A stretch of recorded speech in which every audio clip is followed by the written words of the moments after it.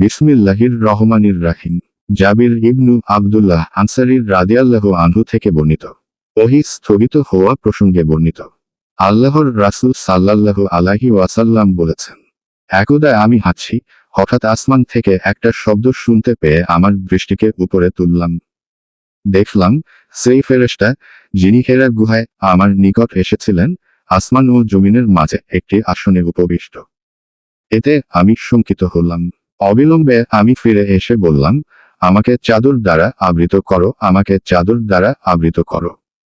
অতঃপর আল্লাহ তাআলা অবতীর্ণ করলেন, হে বস্ত্রাবৃত রাসূল, উঠুন, সতর্ক করুন, আর আপনার রবের শ্রেষ্ঠত্ব ঘোষণা করুন এবং স্বীয় পরিধেয় বস্ত্র পবিত্র রাখুন এবং অপবিত্রতা থেকে দূরে থাকুন। সূরা মুদ্দাসসির সূরা নম্বর ৭৪ আয়াত ১ থেকে ৫।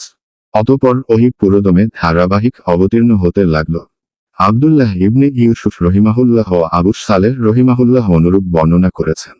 হিলাল ইবনে রাদ্দাদ রহিমাহুল্লাহ যুক্ত করেছেন, জুহরী রহিমাহুল্লাহ থেকেও অনুরূপ বর্ণনা করেছেন।